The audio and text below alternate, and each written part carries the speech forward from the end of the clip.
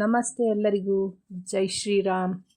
ಇವತ್ತಿನ ವಿಷಯ ಏನಂದರೆ, ನಮ್ಮ ಬೆಂಗಳೂರಿನ ಹನುಮಂತನಗರದಲ್ಲಿರುವಂತಹ ಹರಿಹರೇಶ್ವರ ದೇವಾಲಯದ ತಿಮ್ಮೇಶ ಪ್ರಭು ಉದ್ಯಾನವನದಲ್ಲಿ 69ನೇ ಕನ್ನಡ ರಾಜ್ಯೋತ್ಸವವನ್ನು ನವೆಂಬರ್ 17ನೇ ತಾರೀಕು 2024ರಂದು ಆಚರಿಸಲಾಯಿತು. ಈ ವಿಷಯವನ್ನು ನಾನು ಲಾಸ್ಟ್ ವಿಡಿಯೋದಲ್ಲಿ ಹೇಳಿದ್ದೆ. ಆದರೆ ಇವತ್ತು ಯಾಕೆ ಹೇಳ್ತಾ ಇದ್ದೀನಿ, ಮತ್ತೆ ರಿಪೀಟ್ ಮಾಡ್ತಾ ಇದ್ದೀನಿ ಅನ್ನೋದನ್ನ ಕಾರಣ ಹೇಳ್ತೀನಿ. ಇಲ್ಲಿವರೆಗೂ ಯಾರು ನನ್ನ ಚಾನಲ್ಗೆ ಸಬ್ಸ್ಕ್ರೈಬ್ ಆಗಿಲ್ಲ, ಸಬ್ಸ್ಕ್ರೈಬ್ ಮಾಡ್ಕೊಳ್ಳಿ. ಈ ವಿಡಿಯೋ ಇಷ್ಟ ಆದರೆ ಲೈಕ್ ಮಾಡಿ. ಇವತ್ತಿನ ವಿಷಯ ಏನಂದರೆ, ಸ್ನೇಹರಂಗ ಸಂಘದ ಕಡೆಯಿಂದ ಕನ್ನಡ ರಾಜ್ಯೋತ್ಸವವನ್ನು ಏನು ಆಚರಿಸಲಾಯಿತು, ಅವತ್ತಿನ ದಿನ ಮಾಜಿ ಶಾಸಕರಾದಂತಹ ರವಿ ಸುಬ್ರಹ್ಮಣ್ಯಂ ಅವರು, ಬಸವನಗುಡಿ ವಿಧಾನಸಭಾ ಕ್ಷೇತ್ರದ ರವಿ ಸುಬ್ರಹ್ಮಣ್ಯ ಅವರು ಧ್ವಜಾರೋಹಣವನ್ನು ಮಾಡಿಕೊಟ್ಟಿದ್ದರು. ಅದೇ ರೀತಿ ಉದ್ಘಾಟನೆಗೆ ಸುಪ್ರಸಿದ್ಧ ಸಾಮಾಜಿಕ ಇತಿಹಾಸಕಾರರಾದಂತಹ ಶ್ರೀ MS ಧರ್ಮೇಂದ್ರ ಕುಮಾರ್ ಅವರು ಕೂಡ ಬಂದಿದ್ದರು. ಅದೇ ರೀತಿ ಅಧ್ಯಕ್ಷತೆಯನ್ನು ನಿವೃತ್ತ ಪೊಲೀಸ್ ಅಧಿಕಾರಿಗಳಾದಂತಹ ಮತ್ತು ಸ್ನೇಹರಂಗ ಸಂಘದ ಅಧ್ಯಕ್ಷರಾದಂತಹ ಶ್ರೀ ಸ್ವಾಮಿಗೌಡ ಅವರು ಕೂಡ ಅಧ್ಯಕ್ಷತೆಯಲ್ಲಿ ಒಳ್ಳೆ ರೀತಿಯ ಕನ್ನಡ ರಾಜ್ಯೋತ್ಸವವನ್ನು ಆಚರಿಸಲಾಯಿತು. ಮತ್ತು ಶ್ರೀ BM ಬಾಲಾಜಿ, ಅಂತಾರಾಷ್ಟ್ರೀಯ ವಾಲಿಬಾಲ್ ಆಟಗಾರರು, ವಾಲಿಬಾಲ್ ತರಬೇತುದಾರರಾಗಿದ್ದಾರೆ, ಅವರು ಕೂಡ ಬಂದಿದ್ದರು.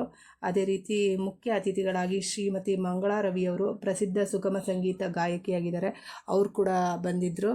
ಅದೇ ರೀತಿ ಬಹುಮಾನ ವಿತರಣೆಗಾಗಿ ಶ್ರೀ T ತಿಮ್ಮೇಗೌಡ ಅವರು, BBMP ಮಾಜಿ ಸದಸ್ಯರವರು, ಅವರು ಕೂಡ ಬಂದಿದ್ದರು.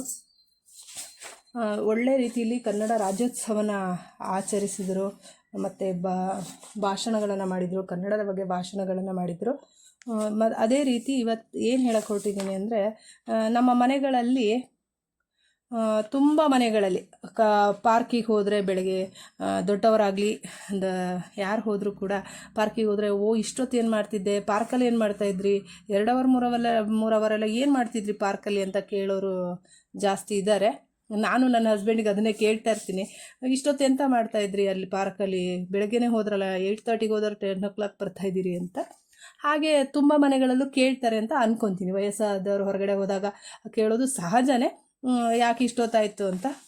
ಅಂಥದ್ರಲ್ಲೊಂದು ಒಳ್ಳೊಳ್ಳೆ ಪ್ರತಿಭೆಗಳು, ವಾಯುವಿಹಾರಕ್ಕೆ ಹೋಗುವಂತಹ ವಯಸ್ಸಾದವರು ಇರ್ಬೋದು, ಒಳ್ಳೊಳ್ಳೆ ಪ್ರತಿಭೆಗಳಿದ್ದಾರೆ. ಅಂಥವ್ರಿಗೋಸ್ಕರ ನಮ್ಮ 69ನೇ ಕನ್ನಡ ರಾಜ್ಯೋತ್ಸವದಲ್ಲಿ ಕಾರ್ಯಕ್ರಮಗಳನ್ನು ಏರ್ಪಡಿಸಲಾಗಿತ್ತು, ಸಾಂಸ್ಕೃತಿಕ ಕಾರ್ಯಕ್ರಮಗಳನ್ನು ಏರ್ಪಡಿಸಲಾಗಿತ್ತು. ಅದರಲ್ಲಿ ಪುರುಷರು ಮತ್ತು ಮಹಿಳೆಯರು ಸ್ಪರ್ಧೆಗಳಲ್ಲಿ ಭಾಗವಹಿಸಿದ್ದಾರೆ. ತುಂಬ ಹೆಮ್ಮೆಯ ವಿಚಾರ ಇದು. ಅಂಥವರಿಗೆ ಪ್ರಶಸ್ತಿಗಳನ್ನು ಕೂಡ ನೀಡಲಾಯಿತು. ಯಾರ್ಯಾರು ಇದರಲ್ಲಿ ಏನೇನು ಸ್ಪರ್ಧೆ ಇತ್ತು ಅಂದರೆ, ಪುರುಷರಿಗೂ ಕೂಡ ಹೌಸಿ ಸ್ಪರ್ಧೆ, ಆಮೇಲೆ ಮಹಿಳೆಯರಿಗೂ ಕೂಡ ಹೌಸಿ ಸ್ಪರ್ಧೆ, ಆಮೇಲೆ ನಿಲ್ದಾಣದ ಆಟ ಅಂತ, ಆಮೇಲೆ ಕನ್ನಡಕ್ಕೆ ಸಂಬಂಧಪಟ್ಟ ರಸಪ್ರಶ್ನೆಗಳು, ಅದೇ ರೀತಿ ಬಕೆಟ್ನಲ್ಲಿ ಚೆಂಡಾಟ ಹಾಕೋದು, ಆಮೇಲೆ ಹಾಡುಗಾರಿಕೆ, ಆಮೇಲೆ ಸಂಗೀತದ ಚೆಂಡಿನಾಟ ಅಂತ, ಈ ಥರ ಪುರುಷರಿಗೆ ಮಹಿಳೆಯರಿಗೆ ಎಲ್ಲರಿಗೂ ಏರ್ಪಡಿಸಲಾಗಿತ್ತು. ಇದರಲ್ಲಿ ತುಂಬ ಜನ ವಿಜೇತರಾಗಿದ್ದಾರೆ. ಅವರಿಗೆ ನಮ್ಮ ತಿಮ್ಮೇಗೌಡರು ಅವರು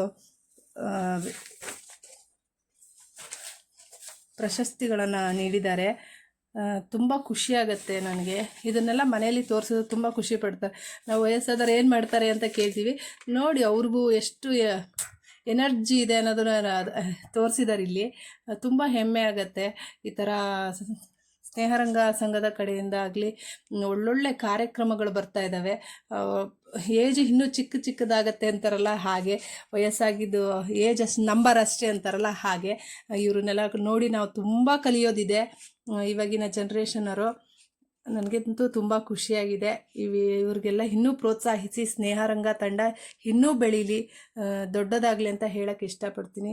ಎಲ್ಲರೂ ಈ ವಿಡಿಯೋನ ಲೈಕ್ ಮಾಡಿ, ಸಬ್ಸ್ಕ್ರೈಬ್ ಮಾಡಿ. ಎಲ್ಲರಿಗೂ ಧನ್ಯವಾದ.